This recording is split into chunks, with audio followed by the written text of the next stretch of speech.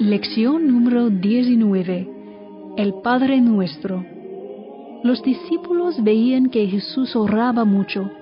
Probablemente algunos lo intentaron, pero entonces se le acercaron y le pidieron: enséñanos a orar. El Padre Nuestro, o la plegaria del Señor, es la oración que les enseñó. A partir de entonces, los cristianos han estado meditando sobre su significado. ¿Qué quiere decir cada línea de esta oración? ¿Cómo está organizada? ¿Y qué nos dice? Encontrarán las respuestas a estas y otras preguntas en la lección número 19 del audiocurso Lucart, El Padre Nuestro.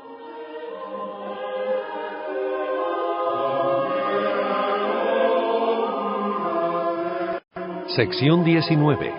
El Padre Nuestro. 1. La oración perfecta. La oración dominical es la más perfecta de las oraciones. En ella no solo pedimos todo lo que podemos desear con rectitud, sino además según el orden en que conviene desearlo. Catecismo 2763. Recorred todas las oraciones que hay en las Escrituras, y no creo que podáis encontrar algo que no esté incluido en la oración dominical. Catecismo 2762. Esta oración es la respuesta de Cristo a la súplica de sus discípulos. Enséñanos a orar. Lucas, capítulo 11, versículo 1. Por eso se llama el Padre Nuestro. Es la oración perfecta porque viene del perfecto orador. Aprendemos a orar yendo a la escuela de oración de Jesús, y en esa escuela, el único maestro escribió el único libro de texto, uno con solo 56 palabras. En vez de darnos técnicas psicológicas, Cristo nos da las palabras concretas de una oración. Pero Jesús no nos deja una fórmula para repetirla de modo mecánico. Jesús no solo nos enseña las palabras de la oración filial, sino que nos da también el Espíritu, por el que éstas se hacen en nosotros, espíritu y vida. Juan, capítulo 6, versículo 63, Catecismo 2766. Cristo nos da estas palabras no como un libro para leer, sino como una pieza musical para cantar. Debemos rezar esta oración no solo con nuestras palabras, sino con nuestras mentes, y no solo con nuestras mentes, sino con nuestros corazones. De hecho, la entenderemos con nuestra mente solo cuando lo deseemos con nuestros corazones. Entenderemos lo que Dios revela solo cuando deseemos lo que Dios desea. Es lo que dice Jesús en Juan, capítulo 7, versículo 17, y Mateo, capítulo 5, versículo 8. 2. Padre. Antes de que Jesús la enseñara, la expresión Dios Padre no había sido revelada jamás a nadie. Cuando Moisés preguntó a Dios quién era Él, oyó otro nombre. A nosotros, este nombre nos ha sido revelado en el Hijo. Catecismo 2779. No podemos mejorar esta palabra para Dios, porque Padre es el nombre que Jesús usó consistentemente, y Jesús, la palabra de Dios, conocía la palabra correcta para Dios. Jesús llama a Dios Padre nuestro, porque Él hace a Dios nuestro Padre.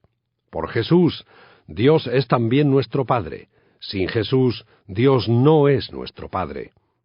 Jesús cambia radicalmente nuestra relación con Dios. Él nos hace hijos de Dios, por lo tanto, hace a Dios nuestro Padre. Por supuesto, Él no cambia a Dios, Él nos cambia a nosotros. Y la palabra no es sólo Padre, sino Abba, la palabra íntima, papá. Jesús restablece la intimidad que perdimos en el Edén. sólo podemos apreciar cuán increíble es esta intimidad si antes hemos apreciado la verdad opuesta, la asombrosa santidad e inaccesible trascendencia. Sólo después de conocer a Dios plenos de asombro y adoración, podemos conocerlo verdaderamente en la intimidad. Comienzo de la sabiduría es el temor de Yahvé. Proverbios, capítulo 9, versículo 10. Pero la intimidad filial es su fin. Jesús ha hecho posible que nosotros podamos dirigirnos al abismo infinito de la eterna perfección como nuestro papá. Padre significa dador de vida. Los padres animales dan vida animal, los padres humanos dan vida humana y Dios da vida divina. En el corazón mismo de nuestra religión está la asombrosa buena nueva de que estamos llamados a compartir la vida divina, la naturaleza divina, sin perder nuestra naturaleza humana, a ser como Cristo, nuestro hermano, tanto humano como divino. El hecho de que podamos concebir esta asombrosa transformación es evidencia de que lo hemos experimentado. No se podría esperar que nadie concibiera la transición de no ser a ser, excepto alguien que hubiera nacido, de modo que nadie podría llamar a Dios Padre y concebir la transición del nacer de lo alto. Juan, capítulo 3, versículo 3, excepto alguien que hubiera nacido de nuevo en la familia de Dios. ¿Cuándo la debilidad de un mortal se atrevería a llamar a Dios Padre suyo, sino solamente cuando lo íntimo del hombre está animado por el poder de lo alto? Catecismo 2777. Podemos adorar al Padre porque nos ha hecho renacer a su vida al adoptarnos como hijos suyos en su Hijo único. Por el bautismo nos incorpora al cuerpo de su Cristo, y por la unción de su Espíritu que se derrama desde la cabeza a los miembros, hace de nosotros Cristos. Catecismo 2782. Así pues, por la oración del Señor, hemos sido revelados a nosotros mismos al mismo tiempo que nos ha sido revelado el Padre. Catecismo 2783. Si verdaderamente creemos esto, nuestras vidas han sido transformadas. Es necesario acordarnos, cuando llamemos a Dios Padre nuestro, de que debemos comportarnos como hijos de Dios. Catecismo 2784. Actuamos según la identidad que percibimos. Es necesario contemplar continuamente la belleza del Padre e impregnar de ella nuestra alma. Catecismo 2784. Una razón infinitamente más poderosa para mejorar la autoestima que la que cualquier psicología secular pueda darnos. Existen muchos aspectos instructivos en esta analogía entre Dios y un buen padre humano. Uno de ellos es que Dios, al igual que un buen padre humano, es fácil de complacer, pero difícil de satisfacer, complacido con los primeros pasos vacilantes de sus bebés espirituales, sin embargo, insatisfecho incluso con la heroicidad de sus santos hasta que ellos alcanzan la perfección, la madurez de la plenitud de Cristo. Efesios, capítulo 4, versículo 13, Mateo, capítulo 5, versículo 48. Jesús, el espejo perfecto del Padre, de tal Padre, tal Hijo, manifiesta estas dos actitudes con mayor fuerza y más unión que cualquier hombre en la historia. Él es terriblemente tierno y terriblemente duro, infinitamente paciente e infinitamente exigente. Él es lo que se nos hace tan difícil ser, gentil sin ser débil y fuerte sin ser áspero. Es más difícil conocer y amar a Dios como nuestro Padre Celestial si primero no conocemos y amamos a nuestros padres terrenales, la imagen y la analogía elegida por Dios mismo. Si Padre ya no es una palabra amada, comprendida y venerada en nuestra sociedad, la solución es lograr que lo sea, no cambiar el lenguaje revelado por Dios. No debemos conformar la palabra de Dios a nuestro espíritu imperfecto, sino corregir nuestra imperfección para conformarnos a la palabra de Dios. Llamar a Dios Padre ciertamente no es machismo, porque si lo fuera, entonces Jesucristo habría sido machista, y aquel que fue capaz de trascender todos los otros pecados en su cultura, no habría sido capaz de trascender un solo pecado, el pecado del sexismo. Otra razón por la que Dios Padre no es machista es que la imagen de la masculinidad de Dios abarca la feminidad de todas las almas con relación a Él. La Iglesia es la desposada de Cristo. Además, hubo una mujer humana lo suficientemente perfecta para ser la madre de Cristo, pero no hubo un varón humano lo suficientemente perfecto para ser su padre. 3. Nuestro. Cuando Santa Teresa de Ávila rezaba el Padre Nuestro, consideraba casi imposible seguir más allá de las primeras dos palabras, porque eran como una hermosa campiña donde ella deseaba habitar para siempre. Hasta que nos sintamos de esa forma, no habremos entendido estas dos palabras.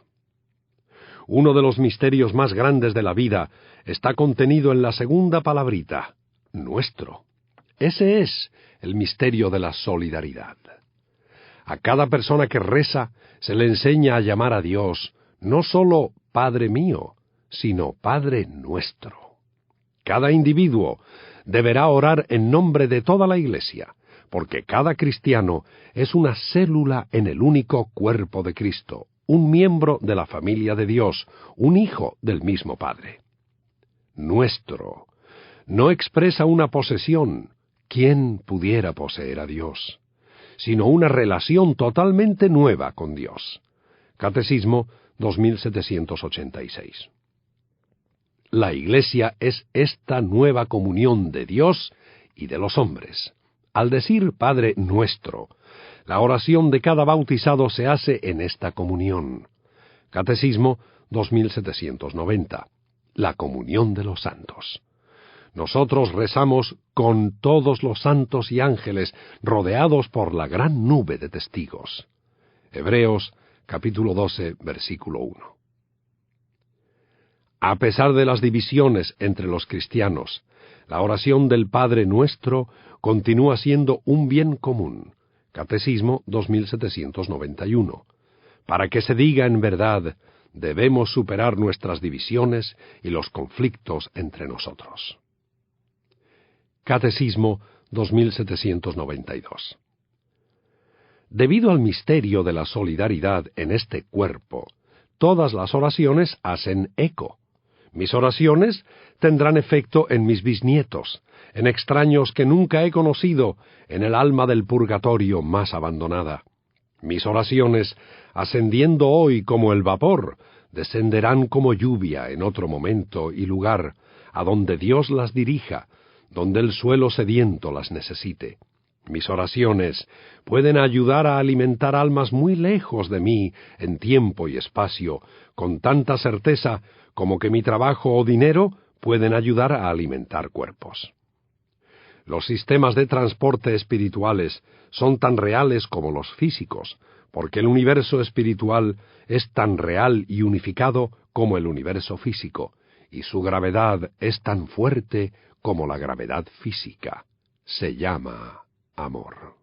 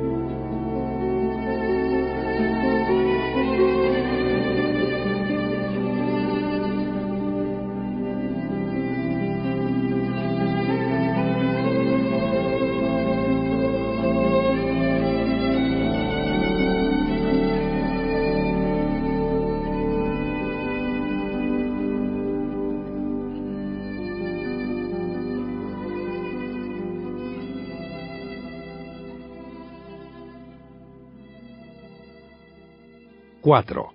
Que estás en los cielos. ¿Qué es el cielo?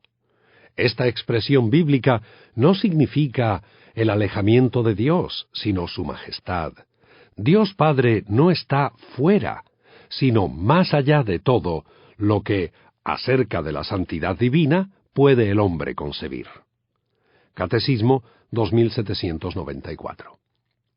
¿Qué importancia tiene la trascendencia de Dios?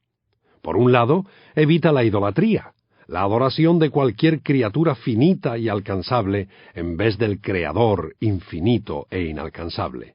También despierta la humildad y 4. Que estás en los cielos. ¿Qué es el cielo? Esta expresión bíblica no significa el alejamiento de Dios, sino su majestad. Dios Padre no está fuera, sino más allá de todo lo que, acerca de la santidad divina, puede el hombre concebir. Catecismo 2794. ¿Qué importancia tiene la trascendencia de Dios? Por un lado, evita la idolatría, la adoración de cualquier criatura finita y alcanzable en vez del Creador infinito e inalcanzable. También despierta la humildad y el asombro, el culto y la adoración. El cielo es un lugar real, pero no un lugar espacial. No está en ningún lugar del universo. La revelación de Dios nos dice mucho más sobre cómo llegar allí que sobre lo que es, porque solo nos dice lo que necesitamos saber. Hay tiempo suficiente para comprenderlo una vez lleguemos allá. Lo que sí sabemos del cielo es que es nuestra casa, nuestro destino, nuestra felicidad, y que en este momento Jesús está preparándonos un lugar allí especialmente para nosotros. Juan, capítulo 14, versículos 2 a 3. 5. La estructura de las 7 peticiones del Padre Nuestro. El primer grupo de peticiones nos lleva hacia Él, para Él, tu nombre, tu reino, tu voluntad. Lo propio del amor es pensar primeramente en aquel que amamos. En cada una de estas 3 peticiones, nosotros no nos nombramos. Catecismo 2804. El segundo grupo de peticiones, brota de nosotros, danos, perdónanos, no nos dejes, líbranos. Catecismo 2805. La estructura de esta oración es paralela a la estructura de los 10 mandamientos, porque ambos siguen la estructura de la realidad. Ambos están divididos en 2 partes, Dios primero, el hombre segundo, y a ambos les concierne sobre todo el amor. Los primeros 3 mandamientos nos dicen cómo amar a Dios, y los últimos 7 cómo amar a nuestro prójimo. Las primeras 3 peticiones del Padre Nuestro también nos dicen cómo amar a Dios, cómo adorarlo, darle culto y alabarlo. Las otras 4 nos dicen cómo amar a nuestro prójimo, ya que nos dicen que oremos por nuestras necesidades, no solo mis necesidades. La oración intercesora no tiene petición aparte aquí, porque toda la segunda parte de la oración es tanto por el prójimo como por uno mismo. 6. Santificado sea tu nombre. Santificado es una palabra antigua. Hemos olvidado bastante su significado. Significa hacer santo, y santo significa consagrado, sagrado, especial, superior, digno de ser adorado. La santidad de Dios es el hogar inaccesible de su misterio eterno. Lo que se manifiesta de Él en la creación y en la historia, la Escritura lo llama gloria. Catecismo 2809.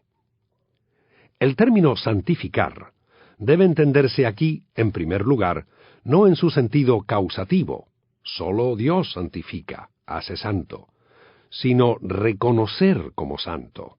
Catecismo 2807. Confiesa que Dios es santo y le pide a todos los hombres que lo reconozcan y lo adoren. Nosotros no lo hacemos santo, pero nosotros hacemos santo su nombre, su reputación, su ser conocido en la tierra. Hacemos esto siendo santos.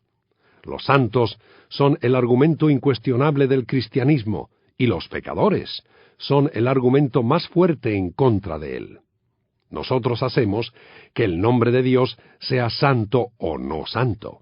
Aunque Dios no depende de nosotros, otras personas sí dependen de nosotros para conocer a Dios.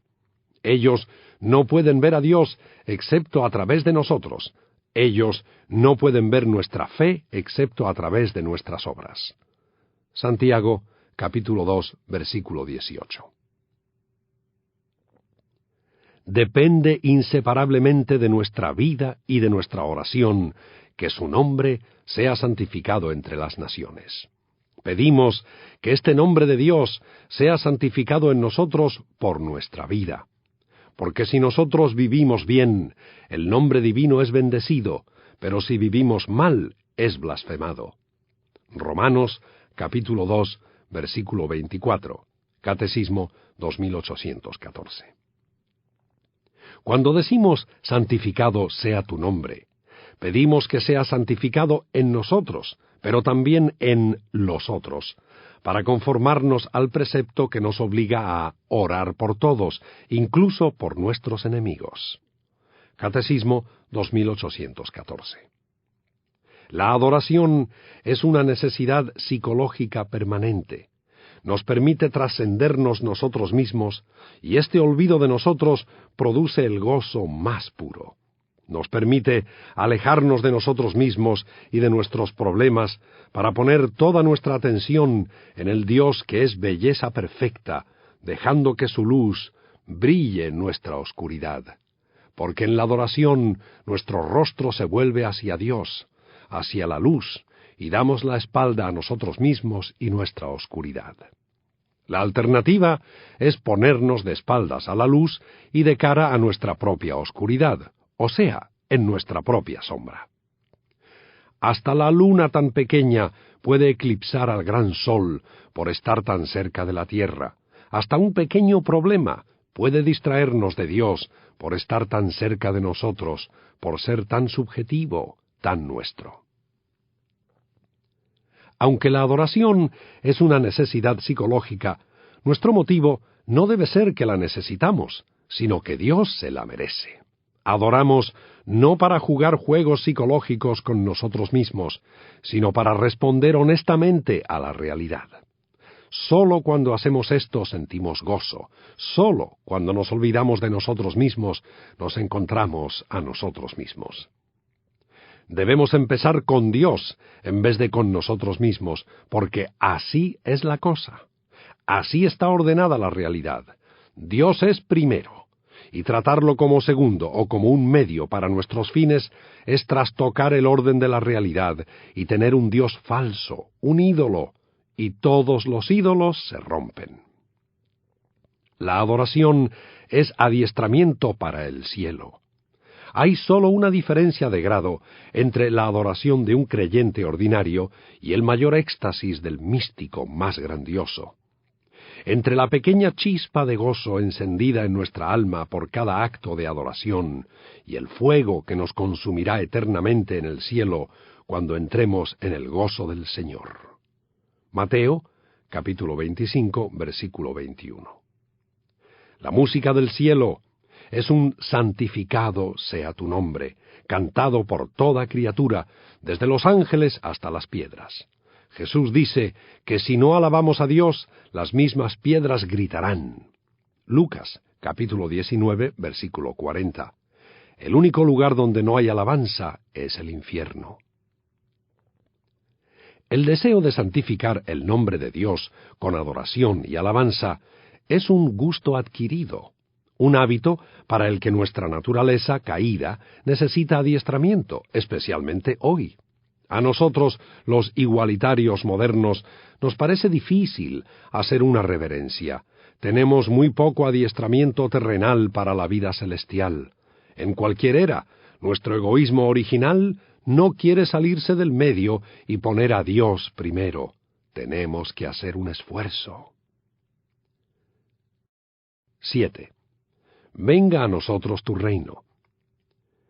En el Nuevo Testamento, la palabra basileia se puede traducir por realeza, nombre abstracto, reino, nombre concreto, o reinado, de reinar, nombre de acción. Catecismo 2816. En la oración del Señor se trata principalmente de la venida final del reino de Dios por medio del retorno de Cristo.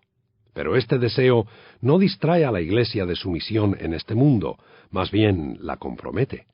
Catecismo 2818. Por otro lado, los cristianos deben distinguir entre el crecimiento del reino de Dios y el progreso de la cultura y la promoción de la sociedad en la que están implicados. Esta distinción no es una separación. La vocación del hombre a la vida eterna no suprime, sino que refuerza su deber de poner en práctica las energías y los medios recibidos del Creador para servir en este mundo a la justicia y la paz. Catecismo 2820. El mayor obstáculo a «venga a nosotros tu reino» es «venga mi reino». Toda persona que ha vivido tiene una alternativa absoluta: «venga tu reino» o «venga mi reino», dejar que Dios sea Dios o jugar a ser Dios. «Venga mi reino» está destinado a la muerte y a la superficialidad. «Venga tu reino» es garantía de inmortalidad y triunfo. Esta petición siempre recibe respuesta. 8. Hágase tu voluntad así en la tierra como en el cielo. La clave para el cumplimiento de la petición «venga a nosotros tu reino» es el cumplimiento de lo próximo: hágase tu voluntad. La forma de que venga el reino de Dios es lo más fácil de entender en este mundo y lo más difícil del mundo de hacer. Simplemente entregar nuestra voluntad a Dios. Podemos comenzar a hacerlo, aunque sea incompleto. Decidirse a comenzar es nuestra opción fundamental, nuestra decisión más absoluta. Como dice C.S. Lewis, solo hay dos clases de personas al final: aquellos que le dicen a Dios, hágase tu voluntad, y aquellos a quienes Dios les dice al final, hágase tu voluntad. Pecado significa que mi voluntad se rebela contra Dios. Al decir de corazón, hágase tu voluntad, yo afirmo que mi voluntad termina con esa rebeldía y hace las paces con Dios al someter mi voluntad a la de Él, deseando lo que Él desee. Pero, ¿qué desea Dios? Dos respuestas son ciertas. 1. Su mandamiento, que resume todos los demás y que nos dice toda su voluntad, es que nos amemos los unos a los otros como Él nos ha amado. Catecismo 2822. 2. La voluntad de nuestro Padre es que todos los hombres se salven y lleguen al conocimiento pleno de la verdad. 1 Timoteo, capítulo 2, versículos 3 a 4. Él usa de paciencia, no queriendo que algunos perezcan. 2 Pedro, capítulo 3, versículo 9. Catecismo 2822. Porque no dice que tu voluntad se haga en mí o en vosotros, sino en toda la tierra, para que el error sea desterrado de ella, que la verdad reine en ella, que el vicio sea destruido en ella, que la virtud vuelva a florecer en ella, y que la tierra ya no sea diferente del cielo. Catecismo 2825. Cuando la voluntad de Dios se haga perfectamente en la tierra como en el cielo, la tierra será el cielo. ¿De veras deseamos que se haga tu voluntad cuando nos sometemos a Dios o cuando actuamos en el mundo? Hágase tu voluntad es a la vez sumiso y activo, porque su reino viene cuando nos sometemos a su voluntad y hacemos lo posible por llevarla a cabo. Tiene que ser ambas cosas, porque toda obra que no sea sometida a la voluntad de Dios no es su reino, sino el nuestro, y cualquier sumisión a un Dios que no nos envíe a trabajar por el prójimo no es sumisión al Dios de Jesucristo, sino a una invención de nuestra propia fantasía. 9. Danos hoy nuestro pan de cada día. Esta petición expresa la confianza de los hijos que esperan todo de su Padre. Catecismo 2828. Le da a Dios un cheque en blanco. Nuestro pan de cada día significa lo que tú veas que realmente necesitamos. Existe una base sólida para esa confianza total. Dios se ha convertido en nuestro Padre. Cristo nos demuestra cuán razonable es esta confianza total cuando argumenta: ¿O hay acaso alguno entre vosotros que al hijo que le pide pan le dé una piedra? Mateo, capítulo 7, versículo 9. ¿Nos ama Dios menos que nuestro Padre terrenal? ¿O es que Él tiene menos poder para darnos lo que necesitamos? ¿O menos sabiduría para saber lo que es? Unan los tres dogmas indiscutibles del amor de Dios, el poder de Dios y la sabiduría de Dios con el hecho de que Cristo ha hecho a Dios nuestro Padre, y encontrarán una base realista, razonable y no sentimental para la entrega total que esta petición expresa. Pero esta confianza total no es pasiva. No nos impone ninguna pasividad, sino que quiere librarnos de toda inquietud agobiante y de toda preocupación. Catecismo 2830. Debemos confiar, pero también debemos orar y trabajar. Ora et labora, el lema de San Benito, por nuestro pan de cada día. Y orad como si todo dependiese de Dios, y trabajad como si todo dependiese de vosotros. Catecismo 2834. Cuando sometemos nuestra voluntad a Dios con confianza, esto no nos hace flojos, sino fuertes, porque Dios no es nuestro rival, sino nuestro Padre, y los padres quieren que sus hijos adquieran madurez. La gracia perfecciona la naturaleza. Mientras más sumisos somos a la gracia de Dios, más libre y fuerte se torna nuestra voluntad humana. La fortaleza, el valor y la libertad de nuestra voluntad son el efecto de nuestra confianza y sumisión a Dios, porque Dios es la primera causa de todas las cosas, incluyendo esas. La petición, danos hoy nuestro pan de cada día, debe rezarse con la certeza total de que recibirá una respuesta. Porque Cristo prometió contestar toda oración que hagamos en su nombre. Juan, capítulo 14, versículo 13, y su propia oración es sin duda en su nombre.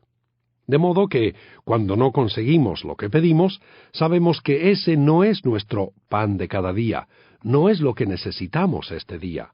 O Dios o nosotros estamos equivocados sobre qué es lo que necesitamos. ¿Cuál es lo más probable? Nuestras necesidades y nuestros deseos no son idénticos. Necesitamos algunas cosas que no deseamos. Por ejemplo, rezar más, ayunar, relajarnos, confiar, ser probados, sufrir. Y deseamos algunas cosas que no necesitamos, lujos, comodidades, placeres. Realmente necesitamos una sola cosa. Una cosa es necesaria. Lucas, capítulo 10, versículo 42. Por eso es que Dios nos ofrece una sola cosa, a sí mismo, en Cristo. Ver Filipenses, capítulo 4, versículo 19. La existencia de hombres que padecen hambre por falta de pan revela otra hondura de esta petición, las parábolas del pobre Lázaro y del juicio final. Catecismo 2831. Esta petición sirve además para otra clase de hambre de la que desfallecen los hombres.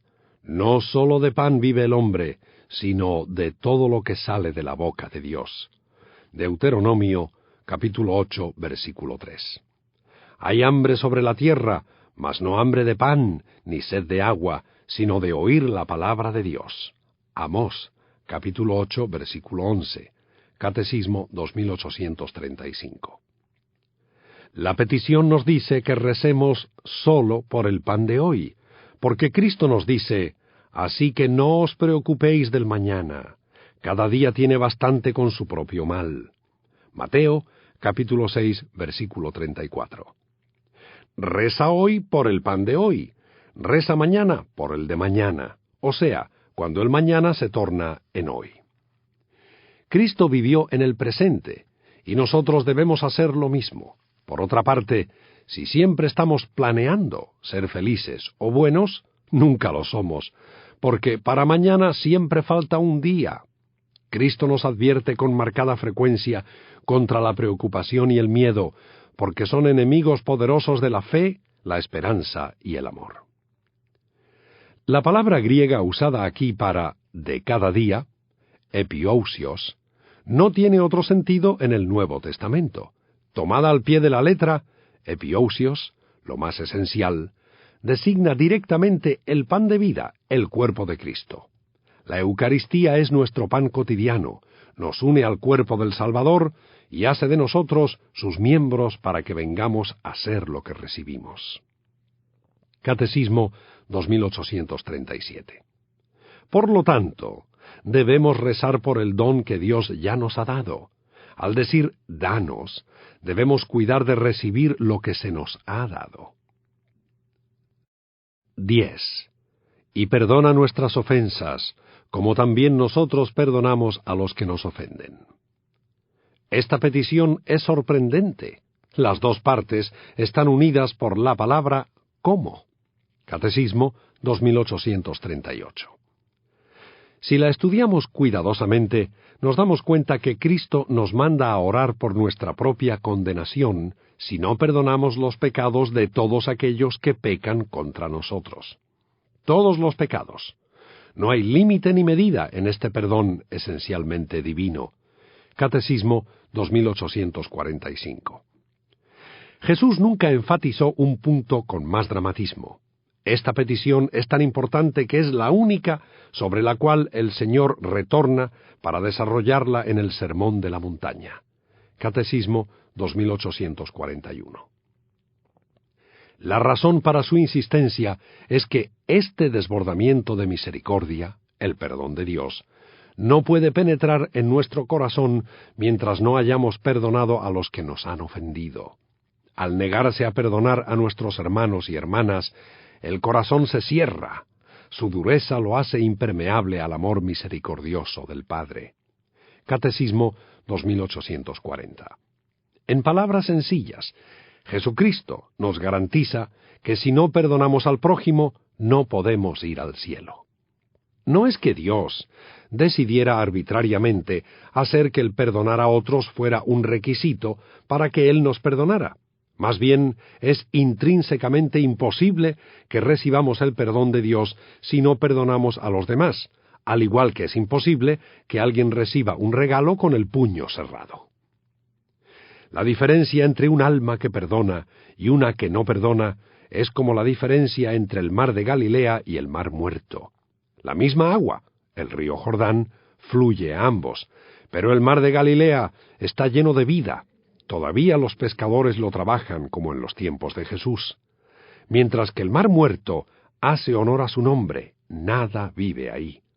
La diferencia es que el mar de Galilea tiene una salida, deja pasar las aguas vivas que recibe, mientras que el mar muerto no. El perdón es como esa agua.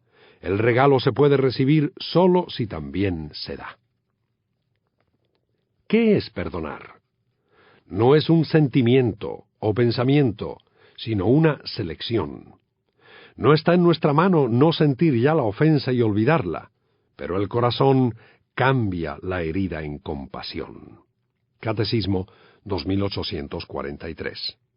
Perdonar es desearle el bien a los que no se lo merecen, como Dios lo hace con nosotros, incluso antes de que ellos se arrepientan, como Dios también lo hace con nosotros.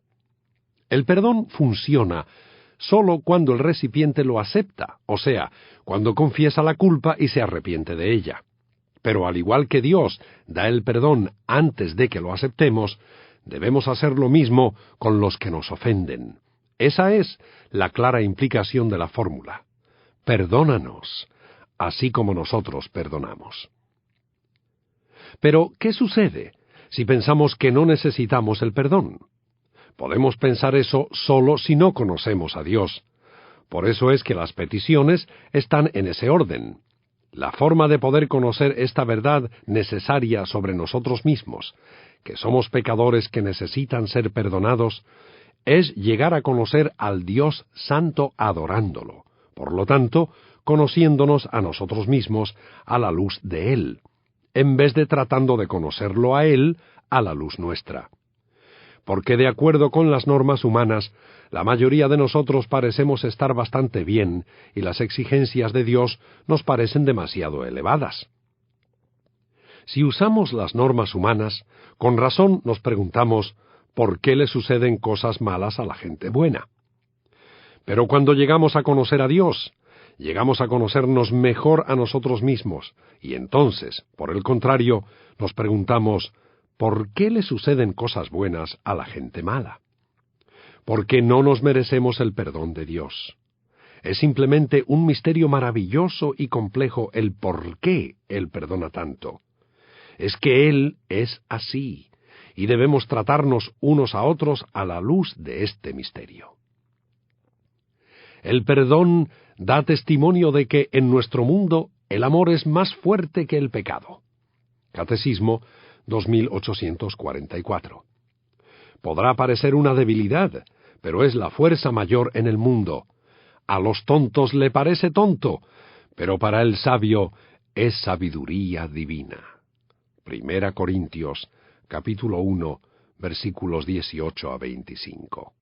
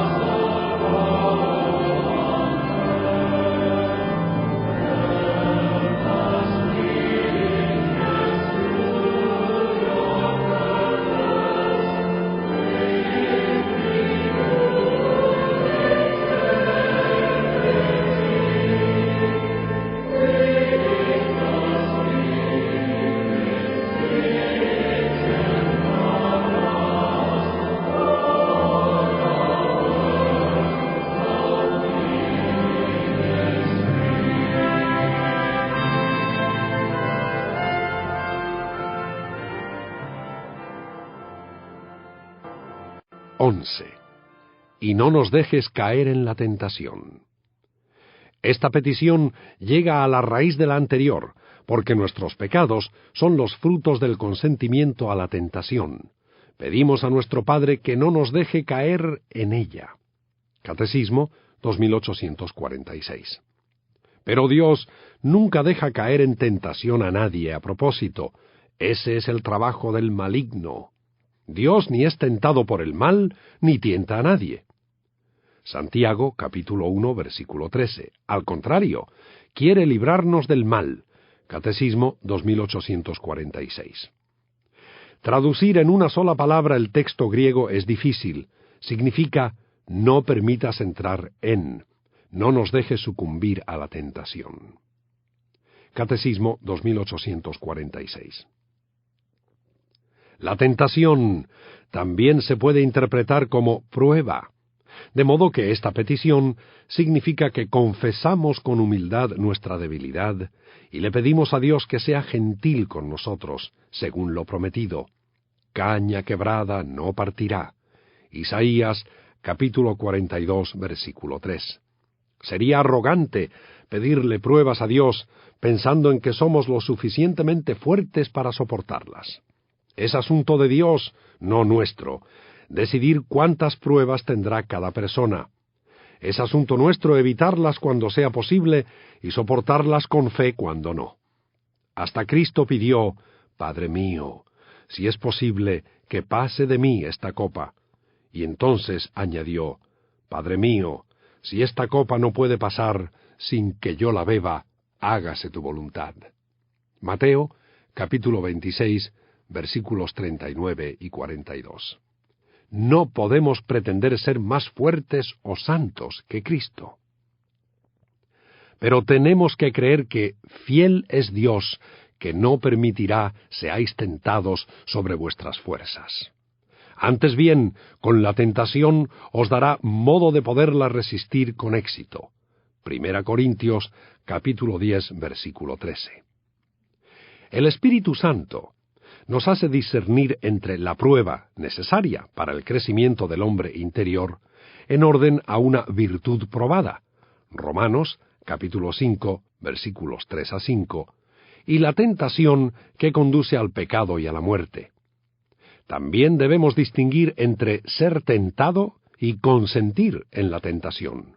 Por último, el discernimiento desenmascara la mentira de la tentación. Aparentemente, su objeto es bueno, seductor a la vista, deseable. Génesis, capítulo 3, versículo 6. Mientras que, en realidad, su fruto es la muerte. Catecismo 2847. 12. Y líbranos del mal. Todas las religiones del mundo prometen salvación. No todas las religiones creen en un Dios o una ley divina, o una vida después de la muerte, o hasta en un alma, el budismo, por ejemplo, pero todas ofrecen salvación. En el cristianismo, la salvación no es un concepto, un ideal o un estado mental, sino una relación con una persona, el libertador, el salvador. Y el mal es una relación con su enemigo. En esta petición, el mal no es una abstracción, sino que designa una persona, Satanás, el maligno, el ángel que se opone a Dios. Catecismo 2851. Mentiroso y padre de la mentira. Juan, capítulo 8, versículo 44. Satanás, el seductor del mundo entero. Apocalipsis, capítulo 12, versículo 9. Es aquel por medio del cual el pecado y la muerte entraron en el mundo, y por cuya definitiva derrota toda la creación entera será liberada del pecado y de la muerte. Catecismo 2852. Por eso, el Espíritu y la Iglesia oran, ven, Señor Jesús. Apocalipsis, capítulo 22, versículos 17-20. Ya que su venida nos librará del maligno. Catecismo 2853. Al pedir ser liberados del maligno, oramos igualmente para ser liberados de todos los males, presentes, pasados y futuros, de los que Él es autor o instigador. En esta última petición, la Iglesia presenta al Padre todas las desdichas del mundo. Catecismo 2854. Confiados en que la tierra no tiene sufrimientos que el cielo no pueda sanar. Cristo coloca esta petición al final. Nosotros tendemos a ponerla primero. El niño la pone primero. Usualmente su primera oración es, Dios, ayúdame. Esta es una oración perfectamente buena, y los santos más grandiosos nunca la sobrepasaron, pero ellos sobrepasaron el ponerla primero. Instruidos por el Padre Nuestro, ellos la envuelven en adoración, porque el Dios al que le pedimos sin adorarlo, amarlo y confiar en Él, no es tratado como una persona, sino como una máquina, no como un fin, sino como un medio. Cuando no conseguimos lo que queremos de una máquina, la abandonamos. Cuando no conseguimos lo que queremos de una persona que queremos y en quien confiamos, no la abandonamos, mucho menos con Dios. La adoración no sólo cambia el lugar de nuestra petición, sino también su calidad. La cambia de exigente, aduladora o quejumbrosa, todas las cuales son egocéntricas, a confiada, la cual se centra en Dios. Debemos confrontar y reconocer nuestras necesidades con honestidad y entonces colocarlas en las manos de Dios y dejarlas ahí, volviendo nuestra atención hacia Él, no hacia nosotros mismos y en nuestros problemas. Se nos ha prometido la salvación, pero no la salvación instantánea. Nuestra salvación no es instantánea porque nuestro ser no es instantáneo. Si una máquina no trabaja inmediatamente, está defectuosa. A las personas y al amor, sin embargo, les toma tiempo crecer. La religión es sobre el amor y las personas, no las máquinas. Por lo tanto, la salvación toma tiempo. A Dios le tomó miles de años preparar la cruz. Porque ahí es donde ocurre la salvación. La salvación es un asunto sangriento. El Padre Nuestro termina con la cruz, con el Evangelio, con Cristo. Es la oración del Señor, no sólo porque Cristo es el autor, sino también porque Él es su culminación. 13. Porque tuyo es el reino, tuyo el poder y la gloria por siempre, Señor. Amén. Esta doxología, himno de alabanza, no está en las Escrituras, pero la Iglesia se la añadió en los primeros días de su historia. Es correcto terminar la oración como empezó, con adoración y alabanza, porque nuestras vidas y la vida del universo harán lo mismo. Dios es el Alfa y la Omega, el primero y el último. La oración se ajusta a la misma estructura de la realidad. Amén no significa simplemente ya terminé, sino así sea. No es un mero deseo, sino una palabra de mando. Cuando un gran rey dice así sea, se hace. El Rey del universo nos ha hecho príncipes. Salmos, capítulo 45, versículo 16. Y la oración es nuestro báculo de poder. Con la oración se forjan más cosas de las que el mundo pueda imaginar. Si Dios nos permitiera ver la influencia que tiene cada una de nuestras oraciones a través de toda la historia y de toda la humanidad, probablemente permaneceríamos de rodillas para siempre. Con el amén final expresamos nuestro fiat respecto a las 7 peticiones. Así sea. Catecismo 2865. Esta podrá ser una palabra sacramental, una palabra que obra. Nuestra oración no es un mero pensamiento o deseo, sino un acto de oración.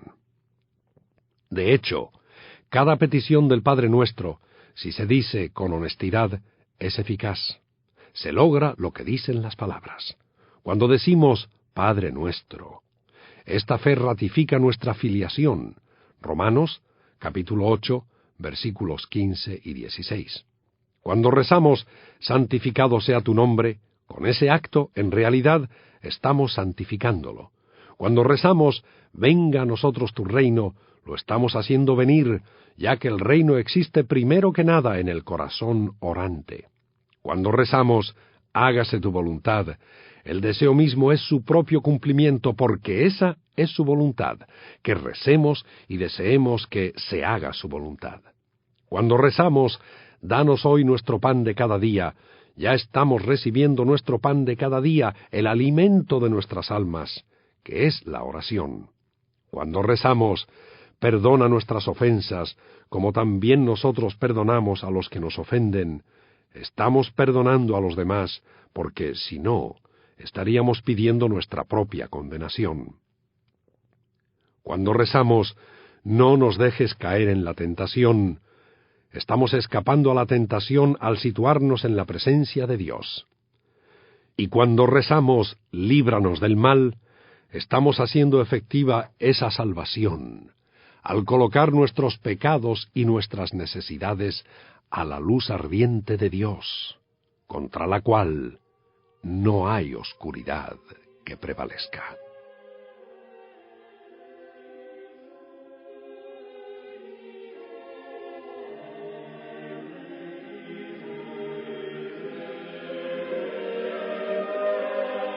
Este programa ha sido presentado por el Servicio de Información Católica de Caballeros de Colón. Caballeros de Colón ha crecido hasta alcanzar más de 13,000 consejos y 1.7 millones de miembros en el mundo entero. Han llamado a esta organización fraterna el brazo derecho fuerte de la Iglesia, y la han elogiado papas, presidentes y otros líderes mundiales.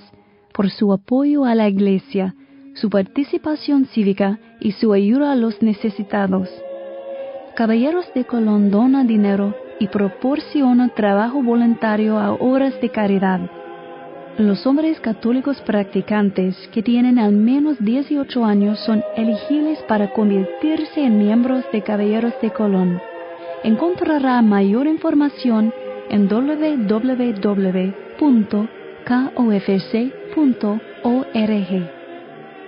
El Servicio de Información Católica es un programa de evangelización de Caballeros de Colón. Infórmese sobre los folletos gratuitos y los cursos en línea que ofrece el Servicio de Información Católica y nuestros otros recursos en www.kofc.org/CIS.